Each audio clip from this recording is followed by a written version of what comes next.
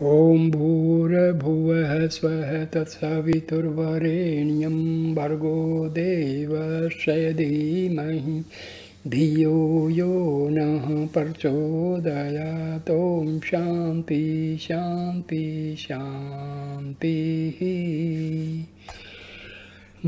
दोस्तों, महर्षि पिप्पलाद के द्वारा उनके 6 शिष्यों के प्रश्नों के उत्तर और शंका समाधान की कथा 2 वीडियो में मैं कर चुका हूँ। ये तीसरा वीडियो है और 4 शिष्यों की जो शंका समाधान प्रश्नोत्तर था वो 2 वीडियो में पूरा हो चुका है।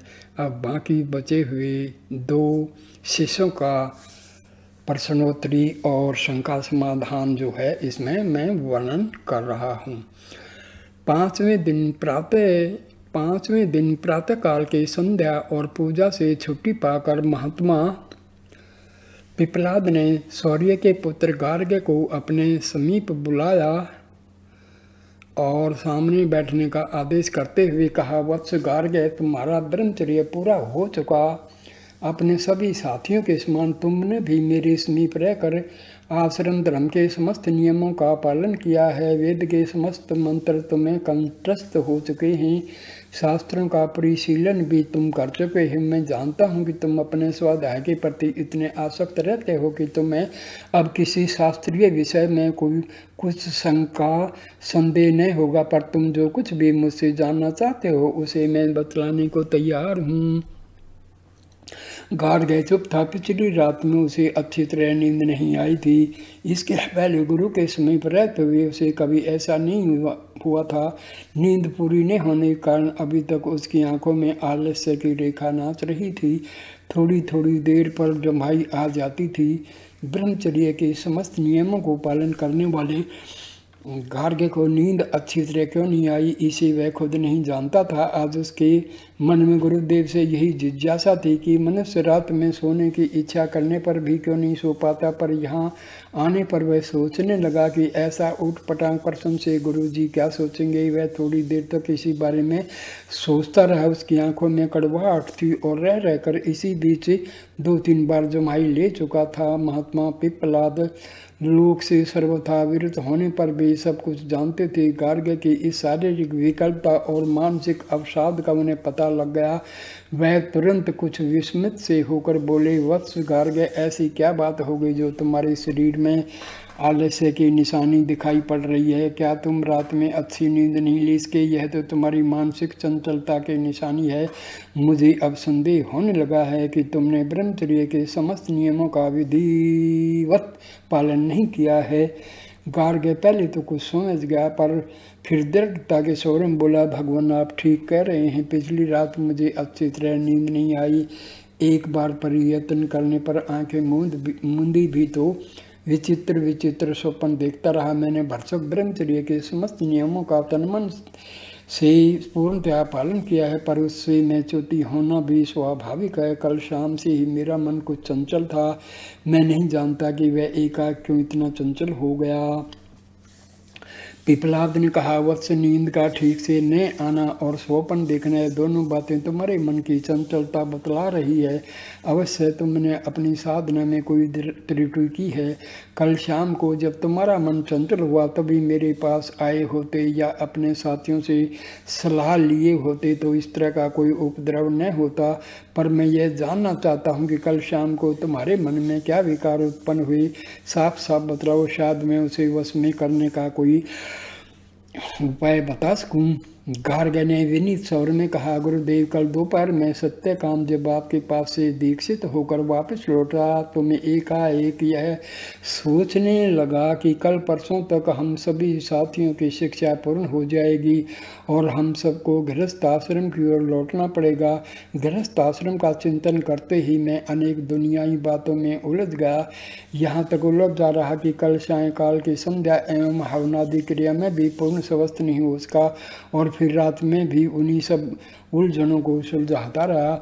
अपने विवाह गृहस्थ धर्म के पालन, भावी पुत्र पौत्रादि की शिक्षा दीक्षा तक मेरे मन की लहरें दौड़ लगाती रही। बहुत कोशिश करने पर भी मैं मन को अपने वश में समेट नहीं सका। रात के स्वप्न में भी यही सब दृश्य देखता रहा। गृहस्थी के अनेक कल्पित सुखों का भी मैंने पिछली रात में मिथ्या अनुभव किया है। यही कारण है कि मेरी आंखों में रह कर कड़वा पानी आ जाता है और मुख में जुम्हाई। भगवान, मैं इस आकस्मिक उपद्रव से बहुत डर गया हूँ। क्या इससे बचने का कुछ उपाय अभी बाकी है? मैंने बड़ा अपराध किया है जो कल शाम को ही आपसे इस संबंध में चर्चा नहीं की और न अपने प्रिय साथियों को ही कुछ बतलाया। पिपलाद ने कहा, वत्स गार्ग्य, तुम्हारी ये मानसिक चंचलता अब गृहस्थ आश्रम में जाने से ही दूर हो सकेगी। अब इसे तुम मेरे आश्रम धर्म में रहकर दूर नहीं कर सकते, पर इससे तुम्हें डरना भी नहीं चाहिए। निश्चय ही कल परसों तक तुम सबको अपनी अपनी जन्मभूमि को वापस लौटना है और वहां पहुंचकर गृहस्थ आश्रम में धर्म का पूर्ण रीति से पालन करना है। पर इस तरह मन के उतावलेपन और अनियंत्रित होने से तुम्हें गृहस्थाश्रम में भी कठिनाई उठानी पड़ेगी। इसलिए मैं तुम्हें यह कहता आया हूँ कि इंद्रियों समेत मन को सदा बुद्धि और आत्मा के नियंत्रण में रखने की कोशिश करना। यह मन बहुत ही चंचल है और स्वतंत्र रहने की ताक में लगा रहता है। वायु की भांति इसे बांध कर रखना बहुत कठिन होता है। गार्ग्य ने कहा, भगवान, पर मैं यह जानना चाहता हूँ कि सोते में मनुष्य जो विविध प्रकार के स्वप्न देखता है वह क्या है? क्या शरीर की अनन्य इंद्रियों के साथ मन को उसमें नींद नहीं आती? पिपलाद ने कहा, वत्स, सोते में मनुष्य की कुछ इंद्रियां देखने में तो सो अवश्य जाती हैं, पर कुछ ऐसी इंद्रियां हैं जो जागती रहती हैं और उसमें स्वप्न में होने वाले सुख दुख की अनुभूतियों में शामिल रहती हैं। गार्ग्य विनम्र स्वर में हाथ जोड़कर बोला, पूज्य गुरुदेव, मैं यह सब बातें विस्तार के साथ जानने को उत्सुक हो रहा हूँ कि इस जीव के शरीर में कौन कौन इंद्रियां सोने पर जागती रहती हैं और कौन इंद्रियां सोती हैं और कौन कौन स्वप्न देखती हैं। इन सब अनुभूतियों से होने वाले सुख दुख को कौन भोगता है और यह सब किससे जाकर विलीन होती है? कृपया इन सब बातों को मुझे बतलाइए। महात्मा पिपलाद ने कहा, वत्स, सोते में इस जीव के शरीर की जो दिशा होती है मैं उसे बतला रहा हूँ। ध्यान पूर्वक सुनो। जिस तरह दिन में सूर्य की 1 सहस्र किरणें भूमंडल को प्रकाशित कर जीवन दान करती हैं और अस्त हो जाने पर वह सब इसके तेजोमंडल में प्रवेश करके एक रूप हो जाती हैं और फिर दूसरे दिन उदय होने के समय उसी तेजोमंडल में से निकलकर फिर अपना प्रकाश बाहर बिखेरने लगती हैं, उसी प्रकार शरीर की सब इंद्रियां और उसके भोग्य विषय जागते समय अपने अपने कामों में लगे रहते हैं और सोते समय अपने से श्रेष्ठ सत्ता वाले मन में लीन होकर एक रूप हो जाती हैं। उसमें जीव प्रत्यक्ष जगत में न कुछ देखता है, न कुछ स्वाद लेता है, न कुछ सूंघता है, न कुछ छूता है, न बोलता है और न कोई क्रिया करता है। जीव की ऐसी दिशा को सोने की अवस्था कहते हैं। हे वत्स, शांत और निर्विकार मन जीव की इस दिशा में सोता है और चंचल तथा विकारी मन उसमें भी सभी इंद्रियों के साथ दौड़ता रहता है और किसी कारणवश दिन में जिस विषय के चिंतन व उपभोग में असफल रहता है उन सब का चिंतन व उपभोग करने की कोशिश करता है। अनेक वर्ष पूर्व में घटित होने वाले कर्मों का जो सूक्ष्म संस्कार उस पर जमा रहता है उन सब तक भी वह स्वप्न की अवस्था में दौड़ लगाता है। बाहरी इंद्रियों के सोते रहने पर भी वह सूक्ष्म इंद्रियों के साथ सब कुछ करता है। यही कारण है कि उस सोने की अवस्था में भी जीव सब कुछ दृश्य देखता है और विभिन्न प्रकार के स्वाद लेता है, सूंघता है, छूता है, बोलता है और क्रियाएं करता है। गार्ग्य ने कहा, भगवान, इस विषय को तो मैं समझ गया। अब यह जानना चाहता हूँ कि उसे सोने की अवस्था में भी जीव के शरीर में कौन वस्तु जागती रहती है और उसमें उसके व्यापार क्या होते हैं। पिपलाद बोले, वत्स, उसमें इस शरीर रूपी नगर में केवल इस जीवन रूपी यज्ञ की 5 प्राणाग्नियाँ जागती रहती हैं। उन पांचों प्राण अग्नियों के नाम यह हैं: प्राण, अपान, समान, उदान और व्यान। बेटा, मैंने जीवन की उपमा यज्ञ से की है। उसका पूरा विवरण इस तरह है: जिस तरह यज्ञ का करने वाला और उसका श्रेय प्राप्त करने वाला कोई न कोई यजमान होता है, उसी तरह इस संपूर्ण जीवन यज्ञ का करने वाला और उसका फल भोग करने वाला भी मन होता है। जिस तरह यज्ञ में गारह पत्ते आवनी है, दक्षिणाग्नि की विशेष महत्ता होती है, उसी तरह इस जीवन यज्ञ में पांचों प्राणों की महत्ता है। इस शरीर में अवस्थित प्राण आहवनीय यज्ञ की तरह सोते जागते सर्वथा जागता रहता है। अपान इस जीवन का गारह पत्ते अग्नि है और व्यान दक्षिणा अग्नि है। समान वायु श्वास प्रवास की गति को समान रूप से भीतर खींचने और बाहर ले जाने वाली है। उदान इस जीवन यज्ञ का फल है, क्योंकि वही मन को ध्यान मगन करके ब्रह्म की प्राप्ति कराती है। इस स्वप्न की अवस्था में ज्योति स्वरूप यजमान मन इस जीवन यज्ञ के फलस्वरूप उदान की प्रेरणा से ब्रह्म की अपार महिमा का अनुभव करता है। जिसे एक बार कभी वह देख चुका है, उसे नए सिरे से नए रूप में देखा हुआ सा बोध करता है। जो कुछ पहले कभी वह सुन चुका है, उसे फिर से सुना हुआ सा जानता है। देश या विदेश में भी देखी या अनुभव की गई बातों या वस्तुओं को वह उस स्थिति में पुनः देखता या अनुभव सा करता है। यही नहीं, जन्मांतर में देखे या सुने हुए सत्य या असत विषयों को फिर से देखता, सुनता या अनुभव सा करता हुआ मानता है। गार्ग्य ने पूछा, भगवान, क्या ऐसा कारण है कि ये स्वप्न पहले मुझे नहीं दिखाई पड़ते थे और कल ही दिखाई पड़े? पिपलाद ने कहा, वत्स, मन की चंचलता के बारे में मैं पहले ही तुम्हें बतला चुका हूँ कि यह बुद्धि व आत्मा से नियंत्रित होता है। जब यह ज्ञान रूपी तेज द्वारा संपूर्ण रूप से मगनता की अवस्था को प्राप्त करता है, तो उसे उस स्थिति में किसी प्रकार का स्वप्न नहीं दिखता। उस समय उसको समस्त चिंता और वासना रूपी किरणें उस ज्ञान के महातेज में विलीन हो जाती हैं। उस दिशा में भी इस शरीर में अगाध और अनंत सुख की अनुभूति होती है। गार्ग्य बोला, गुरुदेव, यह चंचल मन ज्ञान के महातेज से किस में मगन होता है, इसे मैं फिर जानना चाहता हूँ। पिपलाद ने कहा, वत्स, जिस प्रकार सूर्यास्त के बाद समस्त पक्षी बसेरा लेने के लिए किसी एक पेड़ का आश्रय लेकर उसी में निश्चिंत होकर निद्रा मगन होते हैं, उसी प्रकार ब्रह्म प्राप्ति की अवस्था में मन की सब वासनाएं और कामनाएं और उसमें प्रतिबिंबित होने वाला समस्त दृश्य जगत आत्मा में विलीन हो जाता है। सुषुप्ति की उस अवस्था में शरीरस्थ पांचों महाभूत भी उसी आत्मा में विलीन हो जाते हैं। इसे मैं विस्तार पूर्वक बतला रहा हूँ, तनिक ध्यान से सुनो। उस सुषुप्ति दिशा में पृथ्वी और उसकी अव्यक्त सूक्ष्म स्वरूप जल और उसकी अदृश्य अभिव्यक्ति वायु और उसका सूक्ष्म भाव, इसी तरह अग्नि अर्थात तेज तथा उसका अंतर आभास एवं आकाश तथा उसका सूक्ष्म मात्रा स्वरूप भीतरी आकाश का भाव सब उस अविकारी आत्मा में विलीन हो जाते हैं। इसी तरह आँखें और उसके दिखने के विषय दृश्य जगत, कान और उसके सुनने योग्य विषय शब्द समूह, नाक और उसके द्वारा सूंघे जाने वाले पदार्थ, जीभ और उसके द्वारा स्वाद लेने योग्य वस्तुएं, चमड़ा और उसके द्वारा छूने योग्य पदार्थ, वाणी और उसके द्वारा बोले जाने वाले विषय, पैर और उसके द्वारा चलने योग्य प्रदेश, मन और उसके द्वारा मनन किए जाने वाले विषय, बुद्धि और उसके द्वारा जानने वाले योग्य पदार्थ, अहंकार करना योग्य विषय, चित्त और उसके द्वारा चिंतन करने योग्य विषय, प्रकाश और प्रकाशित होने वाले योग्य विषय, प्राण एवं उसके द्वारा धारण करने योग्य समस्त पदार्थ, यह सब आत्मा में विलीन होकर एकाकार हो जाते हैं और आनंद की अनुभूति द्वारा पूर्ण मगनता की अवस्था को प्राप्त करते हैं।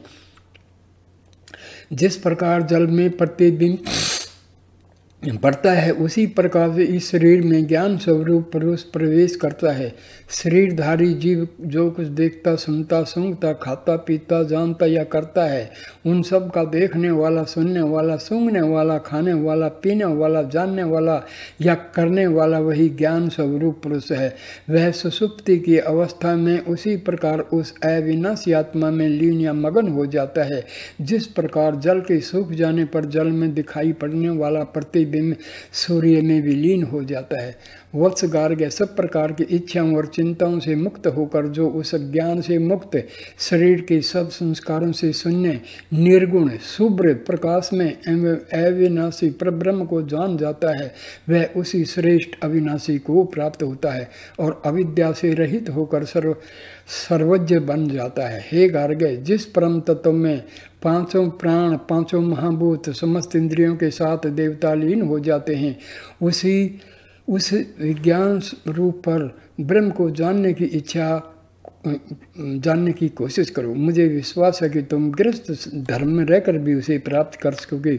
उसे जानने की कोशिश करते ही तुम्हारे मन की चंचलता दूर हो जाएगी। गार्ग्य का मलिन मुख महात्मा पिप्पलाद की इस सांत्वना भरी अमृतवाणी से चमक उठा। उसका समस्त जबर भीत हो गया और वह इतनी ही देर में पूर्ण ब्रह्म वर्चस्व की निर्मल कांति श्रीता में नहाने के समान आह्वादित एवं प्रकाशमान हो उठा। आँखों की कड़वाहट और मुख की जमाई उस नवचेतना के विद्युत प्रवाह में वह बह गई। वह पुनः आंखें खोलने के समान नवीन स्वर्णिम प्रभात सा देखने लगा। अब चेतन की तंद्रा बीत जाने के कारण उसके रग रग में उत्साह और उल्लास की होड़ सी मच गई। वह गदगद कंठ से गुरु के चरणों पर गिरकर बोला, पूज्य गुरुदेव, आपकी कृपा से मेरी बाधा बीत गई और मैं पुनः अपने नवजीवन का अनुभव सा प्राप्त कर रहा हूँ। निश्चय ही यह सब आपकी अमोघ कृपा का फल है। भगवान सचमुच आज मैं कृतार्थ हो गया।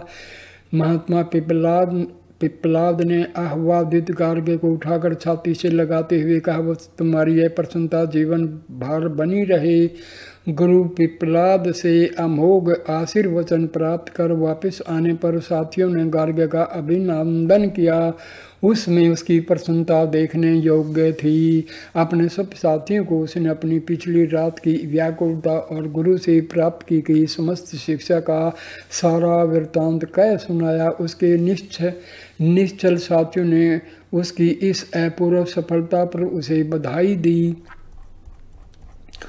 छठे दिन प्रातःकाल भारद्वाज के पुत्र सुकेशा की वारी थी। यूं तो सब साथी उत्सुक मन से उस सब दिन की प्रतीक्षा कर रहे थे जब उन्हें भली भांति कृतविद्य होकर अपनी जन्मभूमि में वापस लौटने का अवसर मिलता। पर सुकेशा उन सब में अगवा था। उसे अपनी जन्मभूमि बहुत प्यारी थी। इंद्रियों समेत मन पर वह बहुत पूरा अधिकार प्राप्त कर चुका था, पर वह यह नहीं समझ पाता था कि जन्मभूमि की ममता उसे इतनी क्यों है। उसे अपने पिता भारद्वाज के पुनीत आश्रमवासी सहवासियों का ही नहीं, उसमें निवास करने वाले पशु वृक्ष लता एवं पक्षियों तक का जब ध्यान आता तो वह एक क्षण के लिए कुछ आकुल हो जाता था। इसलिए जब उसकी बारी आई तो वह निहाल हो उठा। गुरु पिप्पलाद के आदेश से विनीत मुद्रा में जब सुकेशा उनके पास पहुंचा तो उसके मन की प्रसन्नता अंगों अंगों से फूट पड़ रही थी। गुरु ने सामने बैठने का इशारा करते हुए कहा, वत्स सुकेशा, तुम्हारी मानसिक प्रसन्नता तुम्हारी निश्चलता और संतोष की साक्षी दे रही है। मेरे समीप रहकर तुम अपने पूज्य पिता भारद्वाज की तरह ही ब्रह्मचर्य के सब नियमों का पालन किया है। वेदों और शास्त्रों पर तो तुम्हारा पहले ही से अधिकार था। अब तुम मुझ में अपने संदेहों के बारे में पूछ सकते हो। सुकेशा ने विनम्र स्वर में कहा, भगवान, मेरे मन में एक प्रश्न बहुत दिनों से बैठा हुआ है, बस उसी का उत्तर मैं जानना चाहता हूँ। पिप्पलाद ने कहा, बस उसे तुम मुझसे पूछ सकते हो। सुकेशा बोला, गुरुदेव, में बहुत दिनों की बात नहीं है, बहुत दिन की बात नहीं है, करीब 2 वर्ष हुए मेरे पूज्य पिताजी के आश्रम में कौशल देश का राजकुमार हिरण्यवर्मा आया हुआ था। उसके साथ में आश्रम दिखाने के लिए पिता द्वारा नियुक्त किया गया। उसके साथ में आश्रम दिखाने के लिए पिता द्वारा नियुक्त किया गया। इसी प्रसंग में घूमते हुए हम दोनों गंगा के पुनीत तट पर पहुँचे। वहाँ पर स्नान ध्यानादि से निवृत्त होकर राजकुमार ने मुझसे पूछा, सुकेशा, तुम ब्रह्म ज्ञानी ऋषिवर भारद्वाज के योग्य पुत्र हो। मेरे मन में एक शंका बहुत दिनों से जमी हुई है, मैं उसका निराकरण तुमसे करना चाहता हूँ। मैंने कहा, राजकुमार तुम अपनी शंका का समाधान मुझसे ले सकते हो, मैं भरसक तुम्हें उसका उत्तर दूंगा। राजकुमार ने पूछा, सुकेशा तुम उस परम पुरुष के बारे में क्या जानते हो जो 16 कलाओं से युक्त कहा जाता है? गुरुदेव, मुझे उस 16 कलाओं से युक्त परम पुरुष के संबंध में कोई विशेष जानकारी नहीं थी। थोड़ी देर तक सोचने विचारने के बाद मैंने राजकुमार से साफ साफ बतला दिया कि भाई मुझे उस परम पुरुष के संबंध में कोई विशेष जानकारी नहीं है, किंतु मेरी इस बात पर कौशल कुमार को सहसा विश्वास नहीं हुआ। उसने यह समझा कि मैं उस परम पुरुष की भली भांति जानता हूँ, पर किसी कारणवश उसे मैं बतलाना नहीं चाहता। उसने फिर आग्रह करते हुए कहा कि सुकेशा, मैं बहुत दिनों से इस संबंध में जानना चाहता हूँ, मेरे ऊपर तुम्हारा यह महान अनुग्रह होगा। भगवान राजकुमार की इस विनय और आग्रह से भरी बात को सुनकर मैं लज्जा से गड़ने लगा, पर मेरे पास दूसरा चारा ही क्या था। मैंने अपनी असमर्थता प्रकट करते हुए फिर कहा, राजकुमार, यदि मुझे उस 16 कलाओं वाले परम पुरुष के संबंध में कोई विशेष जानकारी होती तो तुम्हें क्यों नहीं बतलाता। तुमसे मैं यह साफ साफ कह देना चाहता हूँ कि तुम्हारे लिए मेरे मन में कोई दराव का भाव नहीं है। मैं तुम्हें अपने अभिन्न मित्र के रूप में देखता हूँ, पर मेरी इस बात का भी राजकुमार पर कोई प्रभाव नहीं पड़ा। वह उदास हो गया और थोड़ी देर बाद गंगा से वापस लौटते हुए बीच रास्ते में उसने पुनः विनम्र भाव से यही बातें पूछी। भगवान, मैं तो बहुत ही लज्जित और दुखी हुआ, और जब किसी दूसरे उपाय से उसके मन में विश्वास जमते नहीं देखा तो शपथ का सहारा लिया। यद्यपि शपथ के बाद मुझे बहुत ही मानसिक अनुताप हुआ। मैंने कहा, राजकुमार, जो व्यक्ति तुम्हारे जैसे अभिन्न सुहृदय से भी कपटवश मिथ्या बोलता है वह जड़ समेत सूख जाता है। उसे न तो इस लोक में सुख मिलता है न परलोक में। उस 16 कलाओं में से युक्त परम पुरुष को यदि मैं तनिक भी जानता होता तो तुमसे किसी प्रकार का दुराव न करता। मेरी इस बात से राजकुमार को संतोष हुआ और वह मेरे पूज्य पिताजी के पास वापस आकर उनकी आज्ञा ले चुपचाप रथ पर चढ़कर अपनी राजधानी को वापस चला गया। पूज्य गुरुदेव, इतने दिन बीत गए पर मैं उस परम पुरुष को जानने के लिए अब भी उत्कंठित हूँ। महात्मा पिप्पलाद ने सुकेशा के इस आकुल जिज्ञासा को सुनकर मुस्कुराते हुए कहा, वत्स, क्या राजकुमार ने तुम्हारे पिताजी से इस संबंध में जिज्ञासा नहीं की? सुकेशा बोला, गुरुदेव, मेरे पिताजी उसमें अपने शिष्यों को पढ़ाने में लगे हुए थे। राजकुमार को अपने घर वापस लौटने की जल्दी थी। पिप्पलाद ने पूछा, सुकेशा, तो फिर तुमने ही क्यों नहीं अपने पूज्य पिताजी से इस संबंध में जानकारी प्राप्त की? तुम्हारे पिताजी इस विषय को पूरे पंडित हैं। सुकेशा ने लज्जा प्रकट करते हुए सिर को नीचा कर कहा, गुरुदेव, पिताजी से इस संबंध में पूछते हुए मुझे शर्म लग रही थी, क्योंकि मैं उस समय समझता था कि इस संबंध में मैं थोड़े ही दिनों में कहीं अन्यत्र से जानकारी प्राप्त कर लूँगा। पर आज इतने दिनों के बीत जाने के बाद भी वह शंकाएँ ज्यों की त्यों हैं। भगवान, अब आपसे विनयपूर्वक यह निवेदन करता हूँ कि वह 16 कलाओं से युक्त परम पुरुष कौन है और कहाँ पर वह निवास करता है। महात्मा पिप्पलाद ने जो सुकेशा की इस तरह विनयपूर्ण प्रार्थना सुनी तो उन्होंने थोड़ी देर चुप रहकर यह उत्तर दिया, वत्स सुकेशा, जिस परम पुरुष से 16 कलाओं उत्पन्न होती हैं या जो उन 16 कलाओं से सर्वथा युक्त कहा जाता है वह कहीं अन्यत्र नहीं है, इसी शरीर के भीतर हृदय रूपी आकाश में विराजमान पुरुष है। सुकेशा को संदेह हुआ। वह बोला, भगवान, इस शरीर में तो प्राण अवस्थित है, प्राणों के निकल जाने पर इसमें कुछ नहीं रहता। लोग इसे जला देते हैं या गाड़ देते हैं या जल में डुबा देते हैं, तो क्या प्राण ही वह मूल पुरुष है? पिप्पलाद बीच में ही बोल पड़े, नहीं वत्स, वह मूल पुरुष प्राणों का भी रचने वाला है। जब वह यह सोच लेता है कि किसके निकल जाने पर मैं स्वयं बाहर निकलता हुआ सा प्रसिद्ध हो जाऊंगा और किसके स्थित रहने पर मैं स्वयं अवस्थित कहा जाऊंगा, तब वह इन प्राणों की रचना करता है जो शरीर के 5 स्थानों में विभक्त होकर 5 कर्मों के व्यापार में रात दिन लगे रहते हैं। उन्हीं प्राणों पर वह अपने को मूल रूप से प्रतिष्ठित करता है। इसी प्रकार प्राण के रूप में ही वह सब प्राणधारियों के भीतर स्थित रहने लगता है और प्राण के बाहर निकल जाने पर जैसे वह स्वयं उसके साथ बाहर निकल जाता है, ऐसा रूपक उसने रच दिया है। उन्हीं प्राणों के द्वारा वह प्राणियों के भीतर अपने प्रति श्रद्धा की उत्पत्ति करता है, जिसके द्वारा प्राणी अपने मूलगत श्रेष्ठ रूप को कुछ कुछ समझने में असमर्थ होता है। श्रद्धा के अनंतर वह संसार के कर्म जाल के आधार पर स्वरूप, वायु, तेज, अग्नि, जल, पृथ्वी, इंद्रिय, ग्राम, मन और अन्न को उत्पन्न करता है। अन्न से ही वह बल और वीर्य को प्राप्त करता है, फिर तप को, और तप के बाद समस्त लौकिक और पारलौकिक कर्मों के मंत्र को। उसके बाद उन समस्त कर्मों के मूल भोग के लिए समस्त लोकों को और फिर उन लोक में उत्पन्न होने वाले सब प्राणधारियों के अलग अलग नामों को वह उत्पन्न करता है। यही सब उस परम पुरुष या मूल पुरुष की 16 कलाएं हैं जो प्राणियों के अज्ञान के कारण अलग अलग सी जान पड़ती। सुकेशा का यह ब्रह्म कुछ दोहरा उचला था, पर उसने कुछ देर तक सोचने विचारने के बाद फिर पूछा, गुरुदेव, किंतु उस मूल पुरुष में यह 16 कलाएं किस प्रकार अवस्थित रहती हैं और किस प्रकार अलग अलग दिखाई पड़ती हैं, इस विषय को तनिक मुझे विस्तार पूर्वक बतलाने की कृपा कीजिए। महात्मा पिपलाद बोले, वत्स सुकेशा, जिस प्रकार समुद्र से बादलों द्वारा लाकर बरसाए हुए गए जल को बहने वाली नदियां फिर समुद्र में जाकर विलीन हो जाती हैं, समुद्र की अपार जल राशि में अपना स्वतंत्र अस्तित्व भी खो बैठती हैं और फिर समुद्र के नाम से ही प्रसिद्ध हो जाती हैं, उसी प्रकार सब कुछ देखने वाले उस परम पुरुष की ओर जाने वाली यह 16 कलाएं उसी को प्राप्त कर विलीन हो जाती। एक रूप होकर उसी में अपना स्वतंत्र अस्तित्व खो देती हैं। वह इस प्रकार मिलकर विलीन हो जाती हैं कि नदियों की तरह इनकी सत्ता का भी कुछ पता नहीं रह जाता। उस स्थिति में यह नहीं कहा जा सकता कि यह 16 कलाएं उस परम पुरुष से भिन्न हो सकती हैं या नहीं, बल्कि वह सब भी उसी परम पुरुष के नाम से प्रसिद्ध हो जाते हैं।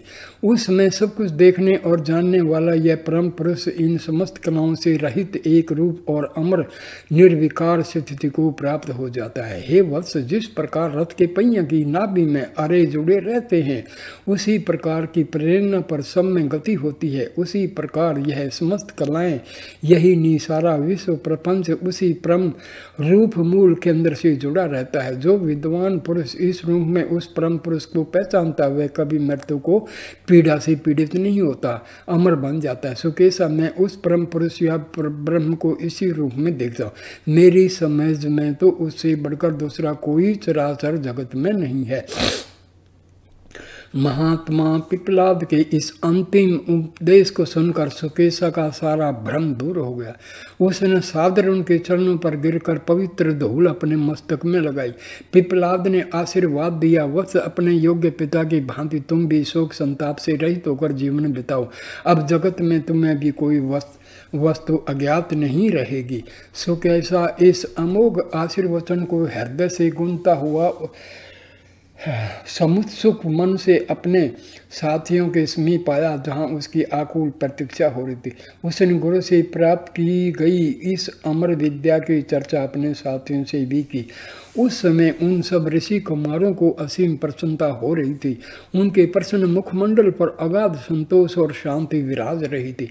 दूसरे दिन प्रातःकाल की संध्या पूजा से निवृत्ति प्राप्त कर सब ऋषि कुमार महात्मा पिपलाद के समीप आए और भक्ति समेत उनके चरणों में गिरकर बोले, गुरुदेव, आप निश्चय ही इस संसार में विद्या के सूर्य हैं। आप सबके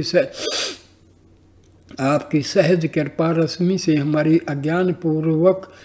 अज्ञानपूर्ण आँखों में सदा छाई रहने वाली अविद्या की तमो राशि समूल नष्ट हो गई। पर ब्रह्म के निश्चित स्वरूप का सुखद आलोक हमें मिल गया, जिसे प्राप्त करना इस संसार में केवल कठिन ही नहीं वर्ण महान दुष्कर था। भगवान आपके अगाध ज्ञान समुद्र से निकलने वाले उपदेशामृत का पान कर हम सचमुच मृत्यु के भाव से मुक्त हो गए। आप हमारे पिता स्वरूप हैं। आपके उन उपकारों का ऋण वहन करने में हम सशक्त नहीं हैं। पूज्य गुरुदेव, आप जैसे परम ऋषियों के प्रति हमारा बारंबार का नमस्कार है। इसी चराचर संसार की स्थिति आप ही जैसे वीतराग महात्माओं के कारण शिष्यों की विनयपूर्ण बातों को सुनकर महात्मा पिपलाद ने मुस्कुराते हुए कहा, ऋषि पुत्रों, मैं हृदय से कामना करता हूँ कि तुम्हारे मार्ग मंगलमय हो और तुम्हारी इच्छाएं पूर्ण हों। तो यहाँ पर ये कथा संपूर्ण रूप से समाप्त हो जाती है। दोस्तों, धन्यवाद, शुक्रिया, नमस्कार, जो आपने बड़े ध्यान से, धैर्य से ये कथा सुनी। अब कृपा करके तीनों वीडियो बड़े प्यार से सुनिए, सुनाइए दोस्तों को, घर वालों को, बच्चों को। ये असली ब्रह्म विद्या महर्षि पिपलाद जो थे प्रश्नोपनिषद के ऋषि थे, छोटे मोटे नहीं, ब्रह्म ऋषि थे। तो कृपा करके इनको आप ध्यान से सुनिए और इस वीडियो को लाइक कीजिए, कमेंट कीजिए, शेयर कीजिए और मेरे चैनल को कृपा करके सब्सक्राइब कीजिए। नमस्कार, नमस्कार, नमस्ते दोस्तों।